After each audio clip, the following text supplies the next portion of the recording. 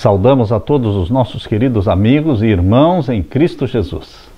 Aqui estamos para mais um estudo da lição da Escola Sabatina, número 4 deste trimestre. Vamos orar ao nosso Deus. Pai querido que estás nos céus, na Tua presença estamos buscando a Tua bênção, a Tua sabedoria, a compreensão que Jesus tem dos textos bíblicos. Suplicamos que o Espírito Santo nos comunique, dando-nos a mesma compreensão, o mesmo entendimento, a humildade de aprendermos aos Teus pés e aplicar para a nossa vida os ensinamentos sagrados. Derrama, Pai querido, o Espírito Santo sobre todos os meus queridos irmãos. Em nome de Jesus pedimos. Amém. A lição número 4, relações sociais. Nós não somos ilhas. Você não é uma ilha. Nós vivemos em sociedade.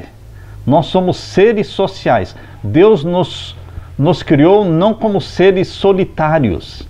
A própria divindade, ela não é solitária.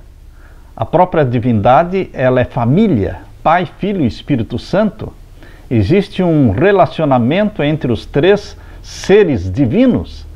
E assim também Deus criou a família humana como seres sociais. Vivemos e precisamos levar em conta que somos seres humanos sociais. Nós somos dependentes da vida social. A vida não é só feita de Bíblia. A vida não é só feita de cultos.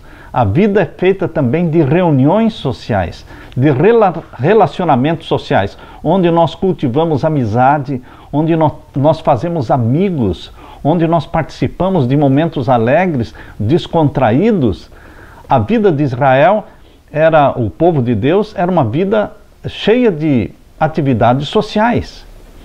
As festas que eles realizavam durante o ano, eles passavam pelo menos 30 dias de festa no ano. Momentos em que eles se reuniam e riam e brincavam. Queridos, Deus planejou para o seu povo uma vida feliz. E a vida feliz inclui os relacionamentos sociais. A carta que Pedro escreveu confronta algumas questões sociais difíceis do seu tempo. Por exemplo, como os cristãos deveriam suportar um governo opressivo e corrupto como o Império Romano pagão? Como é que os cristãos do primeiro século poderiam apoiar um governo arbitrário e que explorava o povo como o Império Romano? Parece que esta linguagem é familiar para você, não é? Porque hoje nós também vivemos muitas vezes num tempo de governos corruptos e com altas taxas de impostos. Mas, queridos, o exemplo que a Bíblia nos dá da forma como os cristãos deviam viver no primeiro século, este exemplo, este princípio se aplica a você e a mim hoje ainda. Como os escravos cristãos deveriam reagir quando os seus senhores os tratavam da maneira severa e injusta? Será que eles deveriam buscar os seus direitos? Embora as relações atuais entre empregadores e empregados sejam diferentes do relacionamento entre o senhor e o escravo no primeiro século, aqueles que têm que lidar com chefes que são injustos, chefes duros, abusivos, certamente se identificarão com o que Pedro disse na sua primeira carta. É extraordinário que ele tenha apontado Jesus como o perfeito exemplo de como os cristãos devem se comportar quando são maltratados. A Bíblia diz que quando Jesus maltratado não revidava, quando injustiçado não buscava os seus direitos. Ele não se defendia, ele confiava na intervenção do Pai, do Deus Pai. Graças a Deus nós temos também um advogado justo, perfeito, que é Jesus Cristo, o advogado que não perde nenhuma causa, confia a Ele todas as suas preocupações. Na parte de domingo, a Igreja e o Estado. Louvado seja Deus pelo princípio de Igreja e Estado separados. Na teocracia, no governo de Israel, que não era república, não era democracia, não era marxismo, não era socialismo, era teocracia, governo de Deus. Ali igreja e Estado eram juntos. estavam ligados um ao outro. Porém, neste sistema de governo que nós vivemos hoje, cada país tem um sistema de governo diferente, não é uma teocracia, não é um governo dirigido diretamente por Deus. Então, queridos, neste caso, igreja e Estado precisam ser separados, para que não haja perseguição, para que não haja opressão da maioria sobre a minoria. Igreja e Estado separados, assim como aqui nos Estados Unidos e em todos os lugares do mundo, esta é uma regra que deve ser respeitada. Nós devemos ser bons cidadãos, nós devemos obedecer às leis do Estado em tudo quanto estas leis não conflitem com a lei de Deus. Quando a lei humana não conflita com a lei divina, nós devemos prestar 100% de obediência a elas. Somente em Apocalipse capítulo 13 é que nós vamos encontrar a descrição profética de uma época, agora no tempo do fim, em que as leis humanas vão se opor às leis divinas. Em Apocalipse 13, por exemplo, você encontra o sinal da besta.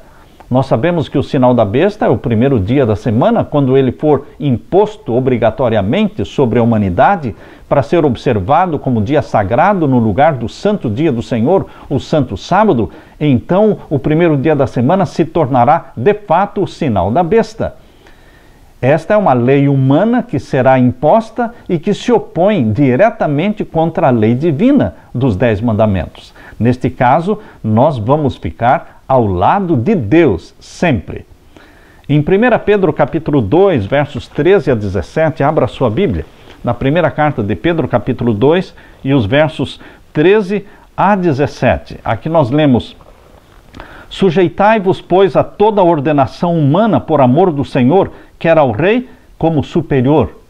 Nós devemos ser submissos e nós devemos apoiar os governos. Essas ordenações humanas, elas precisam existir para a ordem da sociedade, para a proteção do país. Elas existem, mesmo que não sejam cristãs, estas autoridades, mas elas estão ali por vontade divina e Deus as usará se permitirem que Deus as use. Todo governo, seja cristão ou não, tem a oportunidade de se deixar dirigir por Deus, de se deixar se orientar por Deus. Muitas vezes eles não cedem, não se submetem a Deus, mas Deus procura trabalhar através dos governos.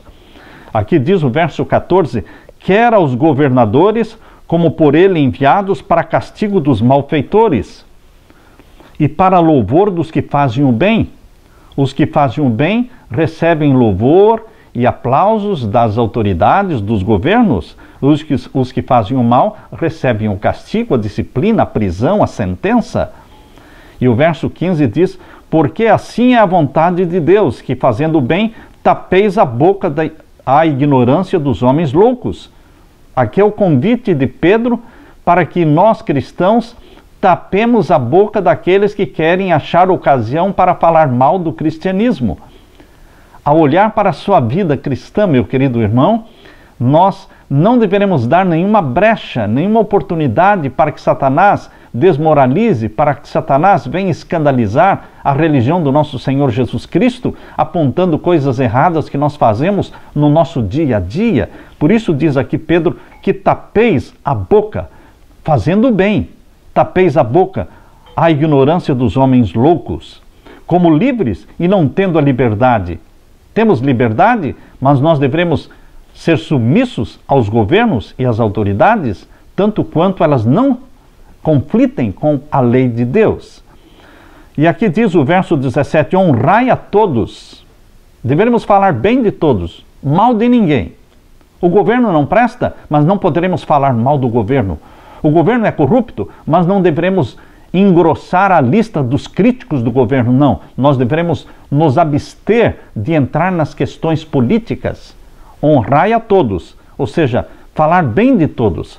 Amai a fraternidade, significa viver fraternamente com todos. Temei a Deus e honrai o rei.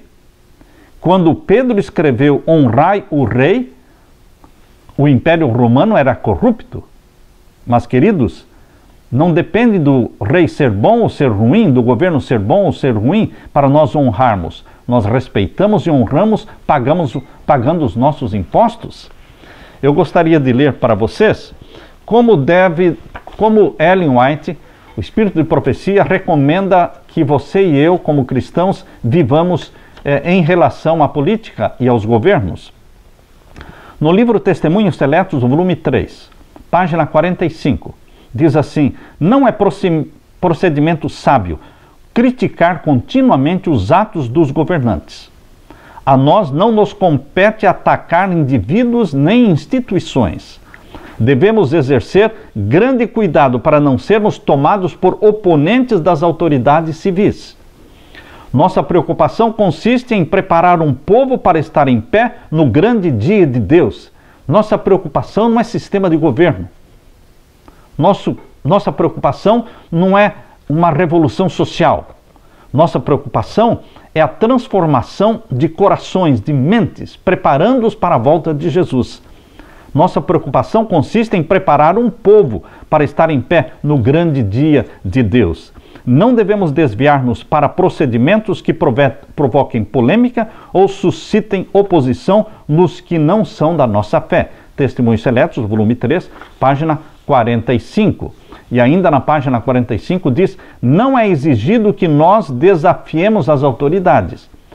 Tempo virá em que, por defendermos a verdade bíblica, por exemplo, o santo dia do sábado, o sábado do Senhor, tempo virá em que, por defendermos a verdade bíblica, seremos considerados traidores. Mas não apressemos esse momento por meio de procedimento imprudente que excite animosidade e luta. O cristão genuinamente convertido, ele evitará, ele assemelhará, ele imitará o Espírito de Cristo no pagamento dos impostos, no respeito às autoridades constituídas. Em Mateus 17, versos 24 a 27, o texto sagrado revela a atitude de Cristo cumprindo o dever de cidadão, pagando impostos. A narrativa de Lucas, capítulo 2, versos 1 a 5, mostra que existia a submissão de José e Maria ao imperador César Augusto. Por isso eles cumpriram com o dever cívico, indo para Belém, alistando-se no recenseamento ordenado pelo imperador. No livro Educação, página 174, Ellen White diz: o poder exercido por todo governante sobre a terra é-lhe comunicado pelo céu. Eu sei que às vezes fica difícil aceitar que um governo corrupto, arbitrário e que explora o povo tenha sido ordenado por Deus. Fica difícil você entender isso, mas vamos aceitar este princípio bíblico. As autoridades que existem no mundo foram ordenadas por Deus. Elas podem não estar cumprindo com a vontade de Deus, mas Deus tem um plano para elas. E nós, como cristãos, deveremos ser bons cidadãos. Na parte de segunda-feira, senhores e escravos. Esse é um outro tema delicado. Por incrível que pareça, no primeiro século, quando a igreja cristã foi fundada, quando Jesus Cristo estabeleceu os princípios da sua religião, o cristianismo, ele não sugeriu, não animou, não incentivou e não promoveu nenhuma revolução política e nenhuma mudança social. Interessante. Jesus Cristo pediu para que os servos, tratados como escravos, fossem submissos aos seus senhores, e Jesus sugeriu que os senhores tratassem bem aos seus servos, os escravos. Mas, queridos, por incrível que pareça, Jesus Cristo não anima e não promove aquilo que a teologia da libertação promove. A teologia da libertação promove os levantes, as revoluções sociais, invasões de terras, invasões de fazendas, as pessoas pegando em armas, matando, se apossando de terras que não lhes pertencem. Queridos, Jesus Cristo não promove revolução social, não promove estes levantes, estas invasões. O que Jesus Cristo quer não é mudar a ordem social, mas Jesus Cristo quer mudar o coração do ser humano, o coração do empregado, o coração do patrão, para que patrão e empregado se amem.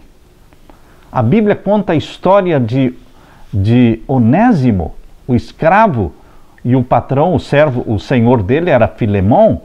Ele fugiu do seu senhor, Filemão, e ainda roubou algumas coisas, levou com ele algumas posses, alguns bens. E quando ele se encontrou com Paulo em Roma, e ele aceitou a Jesus como Salvador, Paulo pediu que ele voltasse para o seu senhor, Filemão, e que o seu senhor Filemão, que já amava a Jesus, aceitasse Onésimo agora não só como um escravo, mas como um irmão em Cristo Jesus, e se tratassem bem um ao outro. E Paulo ainda disse: se Onésimo deu para você algum prejuízo financeiro, coloque isso na minha conta que eu vou pagar para você. Queridos, aqui nós vemos o princípio cristão do amor de Jesus Cristo no coração de um escravo e o amor de Jesus Cristo no coração de um senhor, promovendo um bom relacionamento.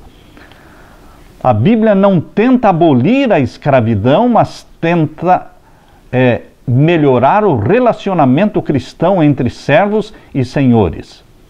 Os versos dão conselhos, aqui de Pedro, espirituais, de como entender as circunstâncias difíceis que naquele momento não podiam ser mudadas. No Império Romano, altamente estratificado, os escravos eram considerados propriedade legal sob o domínio absoluto do seu senhor, que poderia tratá-los bem ou com crueldade. Existia uma série de motivos pelos quais as pessoas se tornavam escravas. A derrota de um exército, por exemplo, o nascimento na condição de filhos de escravos, a necessidade de se vender para pagar alguma dívida. Alguns escravos recebiam grandes responsabilidades. Alguns escravos administravam vastas fazendas dos seus senhores. Outros cuidavam das propriedades e dos interesses comerciais dos seus patrões, e alguns até mesmo educavam seus filhos.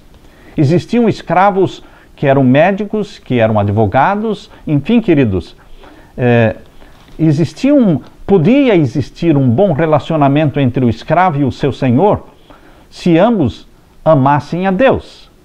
Eu convido você para ler Efésios capítulo 6, versos 5 a 9. Nós não defendemos a escravidão não está no plano de Deus, nunca esteve. Mas, queridos, o princípio aqui é válido para nós ainda hoje, porque este princípio estabelecido entre o escravo e o seu senhor é um princípio que pode ser e deve ser obedecido entre o empregado e o empregador, o patrão. Não muda nada. A única diferença é que você recebe um salário mínimo para trabalhar e o escravo recebia cama, comida, casa e roupa, recebia tudo o que ele necessitava, não recebia o dinheiro em si. Mas veja o que a Bíblia recomenda em Efésios capítulo 6, versos 5 em diante. Vós, servos, obedecei aos vossos senhores segundo a carne, com temor e tremor, na sinceridade de vosso coração, como a Cristo. Paulo não está dizendo você, servo, você, escravo, deve fugir da casa do seu senhor, desaparecer daí. Não, ele diz, obedeça com amor. E aqui diz verso 6, não servindo à vista como para agradar aos homens, mas como servos de Cristo, fazendo de coração a vontade de Deus, ou seja, faça um bom trabalho. Porque você não está servindo ao seu Senhor, está servindo a Jesus. E você vai dar um bom testemunho como cristão. Um escravo cristão dava um bom testemunho sendo um bom escravo, respeitador, trabalhador, honesto, responsável. E aqui diz o verso 8, sabendo que cada um receberá do Senhor todo o bem que fizer, seja servo, seja livre. E agora Paulo também aconselha os senhores, que também se aplica para os patrões de hoje. E vós, senhores, ou patrões, não é? Fazei o mesmo para com eles, deixando as ameaças, sabendo também que o Senhor deles é o vosso Senhor, que está no céu, e que para com ele não há acepção de pessoas.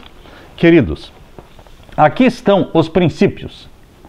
É importante lembrar que grande parte dos primeiros cristãos era formada por uma comunidade escrava.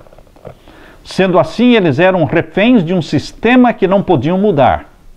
Aqueles que tinham a infelicidade de ter senhores duros e injustos se encontravam em situações particularmente difíceis. Mas, queridos, Ellen White falou numa ocasião em que aquelas famílias cristãs que recebessem em sua casa um escravo fugitivo, que não deveriam devolver esse escravo para o seu senhor. Logicamente, hoje nós vivemos numa sociedade diferente, que não existe mais a escravidão, e no tempo em que Ellen White vivia, ainda existia a escravidão aqui nos Estados Unidos, da América do Norte, e ela dizia que não seria justo um escravo fugitivo, você, como cristão, você pegar esse escravo fugitivo e devolver para o seu senhor, e que deveria dar apoio ao escravo que estava buscando a sua liberdade. São conselhos que ela escreveu. O verdadeiro Espírito de Cristo é revelado quando sofremos injustamente, não revidando. Assim como Jesus, não devemos revidar nem ameaçar em tais ocasiões, mas confiar nossa vida a Deus, que há de julgar com justiça. O nosso mundo é um mundo de injustiça. Nós seremos injustiçados no trabalho, na escola, na igreja, no lar. Nós sempre estaremos sofrendo injustiças. Mas nós, em nome de Jesus, devemos perdoar aqueles que praticam injustiça conosco. E em nome de Jesus, devemos orar para não praticarmos injustiças com os outros.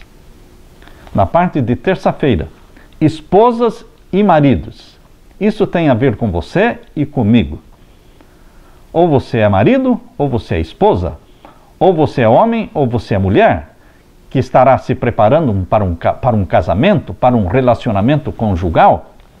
Portanto, estes conselhos que Pedro está dando aqui são conselhos que se aplicam a todos nós. Esse capítulo 3 da primeira carta de Pedro entra num assunto muito complicado: relacionamento conjugal. Como marido e esposa devem conviver um com o outro. Principalmente, como diz Pedro aqui na sua primeira carta, principalmente quando o marido não é um cristão, quando o marido não é um crente. Suponhamos que você seja uma mulher cristã, fiel membro da igreja, e o seu marido seja incrédulo, não aceite a palavra de Deus e não obedeça a Deus. Como você deveria agir? Deveria abandonar o seu marido? Deveria procurar um divórcio? O que você deveria fazer? Ouça agora os conselhos que Deus está dando para você e para mim. Ou seja, na primeira carta de Pedro, capítulo 3, verso 1 em diante, diz assim: semelhantemente vós, mulheres, sede sujeitas aos vossos próprios maridos, para que também, se alguns não obedecem à palavra, pelo porte, ou seja, pelo comportamento de suas mulheres, sejam ganhos sem palavra. Longe de abandonar o marido, longe de buscar carta de divórcio, longe de se rebelar, aqui a palavra de Deus diz que você, esposa, você deve se submeter ao seu esposo, para que dê um bom exemplo, um bom testemunho, para que ele possa se converter a Jesus. Eu me lembro do estudo bíblico que uma vez uma senhora em Manaus recebeu e ela aceitou as doutrinas da palavra de Deus, se tornou uma membro da Igreja Adventista do Sétimo Dia, e o marido dela não aceitou, e ela separou as camas, passou a dormir em quartos separados. E um dia, conversando com este marido, ele dizia: pastor, eu fiquei com uma raiva tão grande dos adventistas. Quando a minha esposa se tornou membro da Igreja Adventista, ela separou as camas, ela não queria mais viver sexualmente comigo, como marido e mulher. Eu peguei uma raiva dos adventistas porque a instrutora deu essa instrução para ela de que agora ela deveria viver uma vida santa para Jesus Cristo e ela estaria pecando ou adulterando se continuasse a viver sexualmente comigo, que eu era um incrédulo, eu vivia uma vida errada. E, graças a Deus, quando ele me falou isso, ele já era um membro da Igreja Adventista também. Ele também se converteu, louvado seja Deus. Mas inicialmente ele ficou com muita raiva. Queridos, a Bíblia não aconselha você a ser uma pior esposa quando você aceita Jesus como Salvador. A Bíblia aconselha você se tornar melhor esposa, mais amável, mais carinhosa, mais bondosa, tratar melhor o marido, para que ele se impressione com o testemunho cristão e pelo comportamento da esposa, sem palavras, diz aqui, ele se converta a Jesus. Por isso diz aqui, 1 Pedro capítulo 3, verso 2, considerando a vossa vida casta, em temor, o enfeite delas, das mulheres, não seja o exterior, no frisado dos cabelos, no uso de joias de ouro, na compostura de vestidos. O conselho da palavra de Deus é que as mulheres não devem usar adornos exteriores, como brincos, ou como colares, ou como anéis, ou como pendentes, né? O enfeite não seja o exterior, no frisado dos cabelos, no uso de joias de ouro, na compostura de vestidos. Há pessoas que acham que a Bíblia não entra nessa questão. Não, ela está falando claramente que o adorno chamado de as joias devem ser evitadas na vida de uma mulher cristã. Mas o verso 4 diz que o homem encoberto no coração, no incorruptível trajo de um espírito manso e quieto, que é precioso diante de Deus. Você deve decorar o seu caráter, tendo os mesmos traços de caráter de Jesus. É a beleza do seu caráter que vai atrair o seu esposo para Jesus. A ênfase está no caráter e não no uso de joias. Porque verso 5 diz, porque assim se adornavam também antigamente as santas mulheres que esperavam em Deus e estavam sujeitas aos seus próprios maridos, como Sara obedecia a Abraão, chamando-lhe de Senhor, da qual vós sois filhas, fazendo bem e não temendo nenhum espanto. E o verso 7 agora está falando para os maridos. Igualmente vós, maridos, coabitai com as suas esposas com entendimento, não com grosseria, não com rudeza, mas com entendimento coabitai com suas esposas, dando para a mulher como vaso mais fraco, como sendo, dando honra para a mulher como vaso mais fraco, diz aqui o verso 7, como sendo vós os seus coerdeiros da graça da vida, para que não sejam impedidas as vossas orações. Você, querido marido, você está entendendo? Aqui a palavra de Deus está dizendo que as nossas orações são impedidas, as nossas orações são bloqueadas, não chegarão ao céu se nós tratarmos mal as nossas esposas. Trate bem a sua esposa, seja amável, cortês, compreensivo com a sua esposa, para que a sua oração não seja impedida ou bloqueada, para que a sua oração chegue ao céu e seja atendida pelo nosso Pai Celestial. Esposas e maridos, eu gostaria de ler para vocês o que está no livro Lar Adventista, na página 117. Se o marido é grosseiro, rude, arrebatado, egoísta, ríspido e opressor, não diga jamais que o marido é a cabeça da esposa e que ela deve em tudo ser-lhe sujeita, pois ele não é o Senhor, não é o marido do verdadeiro significado do termo. Ou seja, muitos maridos lançam mão do verso bíblico que diz que as mulheres devem ser submissas, mas eles se esquecem de que o final do verso diz submissas ao marido como ao Senhor. Como ao Senhor significa que existe um padrão de submissão. Um padrão de submissão. Nem o marido nem a esposa devem pensar em exercer governo arbitrário um sobre o outro. Não intentem impor um ao outro os seus desejos, página 118 do Lar Adventista. Sede bondosos, pacientes, longânimos, corteses e cheios de consideração mútua. Tanto o marido como a mulher devem estar dispostos a abrir mão, ceder em algumas coisas. E agora para maridos e esposas. É o levar ao excesso que é lícito que o torna grave pecado. Muitos pais Não veem que Deus requer que eles controlem sua vida matrimonial evitando qualquer excesso. Página 122 do livro Lar Adventista. Uniram-se em matrimônio ao objeto da sua escolha e daí raciocinam que o casamento santifica a condescendência com as paixões inferiores. Mesmo homens e mulheres que professam piedade dão rédea solta às suas paixões de concupiscência e nem pensam que Deus os considera responsáveis pelo dispêndio da energia vital que lhes enfraquece o poder na vida e enerva-lhes todo o organismo. Vejam que o casamento não é uma santificação das paixões animais. Mesmo dentro do casamento, o sexo deve ser respeitado, deve ser praticado na forma cristã, com respeito. O excesso sexual, página 124 deste livro. O excesso sexual destruirá com efeito o amor para com os cultos devocionais. O excesso sexual tirará do cérebro a substância necessária para nutrir o organismo, vindo positivamente a exaurir a vitalidade. Mulher alguma deve ajudar o marido nessa obra de autodestruição. Homem algum amará verdadeiramente a sua esposa, página 125. Homem algum amará verdadeiramente a sua esposa quando ela se submete pacientemente a tornar-se sua escrava e servir as suas depravadas paixões. Em sua passiva submissão, ela perde o valor que outrora possuía aos olhos dele. Ele a vê degradada de tudo quanto era elevado para um baixo nível e não demora que suspeite que ela se submeta com a mesma passividade a ser degradada por outro assim como por ele. Duvida-lhe da constância e pureza, cansa-se dela e busca novos objetos para despertar e intensificar suas paixões infernais. A lei de Deus não é considerada.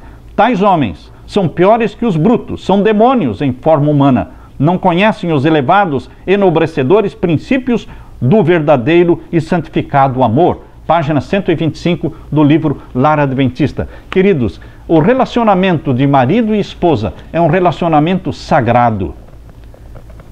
Deus estabeleceu regras e leis, estão na Bíblia, estão no Espírito de profecia, de como marido e esposa devem conviver amigavelmente, respeitosamente.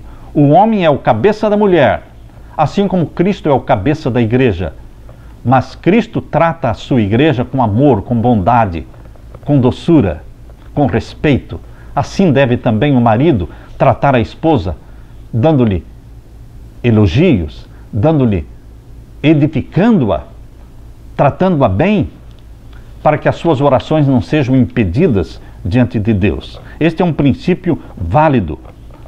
Pedro aconselhou a mulher cristã a se interessar mais por sua beleza interior do que pelo adorno do penteado e das modas, joias ou roupas caras.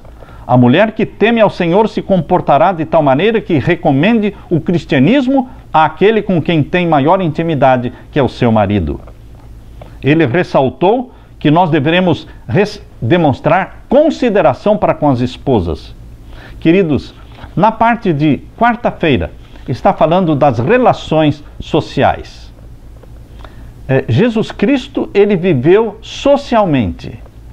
Jesus Cristo não evitava reuniões sociais. Quando convidado para um jantar, quando convidado para um casamento, quando convidado para uma festa, ele aceitava o convite, porque Jesus entendia que a influência social também deve ser usada para atrair pessoas para Jesus. Nossa vida não é feita somente de cultos e de Bíblia. Nossa vida é feita também de reuniões sociais. Eu gostaria de ler para vocês no livro Desejado de Todas as Nações. O livro Desejado de Todas as Nações, na página 136 e 137, diz assim: não devemos renunciar, isso está no capítulo 15, é o capítulo 15 do Desejado de Todas as Nações, página 137 da minha edição. Não devemos renunciar à comunhão social. Não é somente cultos, também reuniões sociais. Não devemos renunciar à comunhão social. Não nos devemos retirar dos outros. Viver totalmente isolados. Nós temos que nos aproximar das pessoas que queremos salvar. A fim de atingir todas as classes, precisamos ir ter com elas. Por isso Jesus usou este princípio, de ir ter com as pessoas, nas casas, nos casamentos, nos jantares. Raramente nos virão procurar de moto próprio. Não somente do púlpito é tocado o coração dos homens pela verdade divina. Outro campo de labor existe, mais humilde, talvez, mas igualmente prometedor. Encontra-se no lar do humilde e na mansão do grande, na mesa hospitaleira e em reuniões de inocente entretenimento. Aqui diz o livro desejado de todas as nações, como discípulos de Cristo, não nos misturemos com o mundo por mero gosto do prazer, mas, aonde quer que formos, página 137, devemos levar conosco Jesus e revelar aos outros que precioso é nosso Salvador. Por meio das relações sociais, o cristianismo se põe em contato com o mundo. Todo o que recebeu divina iluminação deve lançar luz sobre o caminho dos que não conhecem a luz da vida. O poder social, santificado pela graça de Jesus, deve ser aperfeiçoado em atrair almas para o Salvador. Mostremos-lhes que nossa religião não nos torna faltos de simpatia nem exigentes. Nunca deveríamos dar ao mundo a falsa impressão de que os cristãos são uma gente triste, descontente. Se nossos olhos estiverem fixos em Jesus, veremos um compassivo Redentor e havemos de receber luz de seu semblante. Onde quer que reine o seu Espírito, aí habita a paz. Haverá alegria também, pois há uma calma e santa confiança em Deus. Cristãos, diz a página 137 do capítulo 15, do Desejado de Todas as Nações, cristãos, não sejam estátuas, não são estátuas, mas homens e mulheres animados. Seu coração, refrigerado pela graça divina, abre-se e expande-se ao sol da justiça. Queridos, nós como cristãos somos chamados não para sermos estátuas, mas homens e mulheres animados, sorridentes, sociáveis, amáveis. Usemos as relações sociais. O relacionamento social inclui com o governo, com as autoridades, com os vizinhos, com os servos, com os empregados. Assim como Jesus, Pedro e Paulo não procuraram fazer nenhuma revolução política a fim de mudar a ordem social, nós também não deveremos entrar em protestos, em invasões, em saques. Nós devemos manter um bom relacionamento social com a sociedade, com os nossos irmãos, com os nossos amigos. Na parte de quinta-feira, cristianismo e a ordem social. Eu gostaria de destacar nesta parte de quinta-feira um princípio, é um princípio divino. Primeiro, Deus. Diferente de Trump, que diz First America, ou seja, América primeiro, o princípio bíblico é diferente. Primeiro, Deus. Queridos, esse é um princípio universal. Devemos nos ajustar dentro das leis do país em que vivemos, nos ajustar dentro dessas leis, sendo obedientes às leis do país, mas deixando sempre Deus em primeiro lugar. Primeiro Deus. Esse é um princípio. Abra a sua Bíblia em Atos capítulo 5.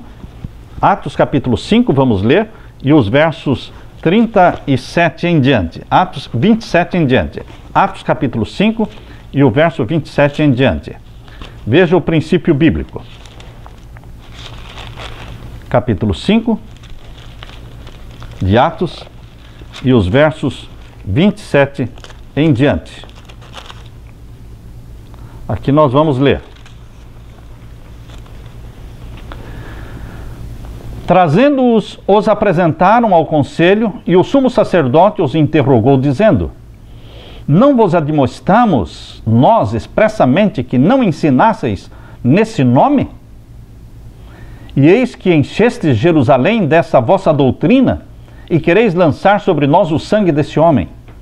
Porém, respondendo Pedro e os apóstolos disseram: mais importa obedecer a Deus do que aos homens.